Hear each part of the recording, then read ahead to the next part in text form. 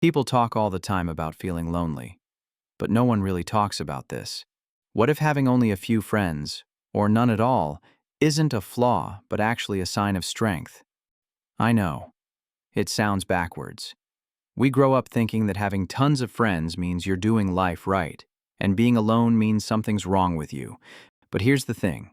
Some of the most self-aware, emotionally intelligent, and grounded people you'll ever meet are the ones with the smallest circles. So if you've ever wondered why you don't click with big groups, why people sometimes drift out of your life, or why quiet moments feel better than small talk, pay attention. You might not be broken. You might just have qualities that are rare and hard for most people to deal with. Here are 5 uncommon signs you probably have if you have few or no friends. Number 1. You see through people fast. Most people need months or even years to really figure someone out. You don't. You can read people within minutes. You notice what's not being said. You pick up on energy changes. You hear the tone behind the words, notice tiny facial expressions, and catch contradictions others miss. And here's the truth. People who see through others easily don't get invited in very close. Not because they're unpleasant, but because they're hard to manipulate. A lot of friendships today are built on convenience, ego, or needing constant validation. You want something real, something honest, and that alone eliminates most people right away. Number 2. You don't do drama. A lot of people say they hate drama, but then they create it, feed off it, and stay stuck in it. You don't. You don't have the energy for gossip, passive-aggressive texts, messy friendships, or attention-seeking behavior. You want peace, and peace isn't cheap. The moment chaos shows up in your life, you quietly step back. No arguments, no explanations, just distance. Your circle gets smaller because of it, but it also gets cleaner.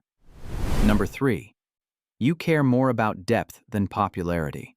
You'd rather have one real conversation than laugh for hours at things that don't matter. You don't feel the need to be everywhere or included in every plan.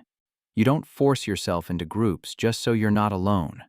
Silence doesn't bother you.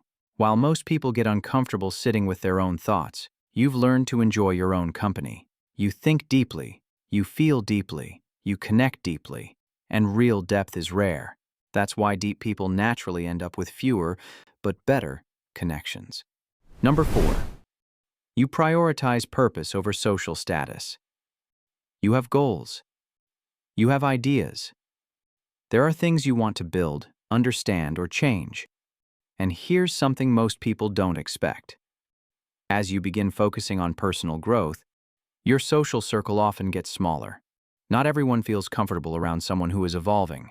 Some people feel threatened. Some feel left behind. Others simply don't relate to your drive.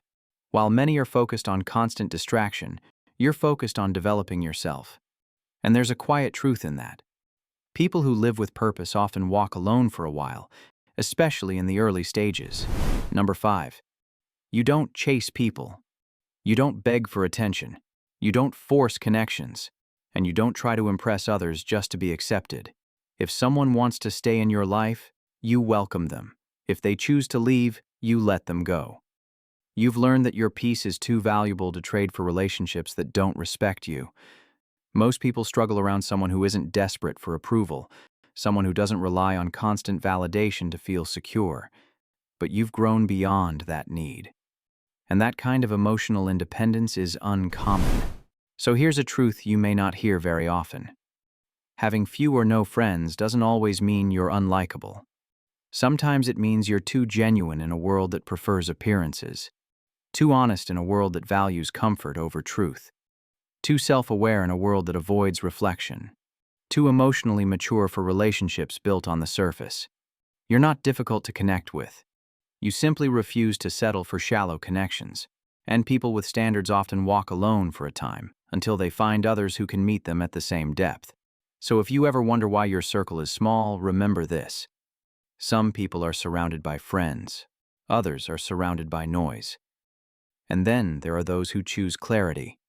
Clarity may feel quiet, but it always attracts the right people, at the right time. Until then, protect your peace. Keep your standards and continue being rare.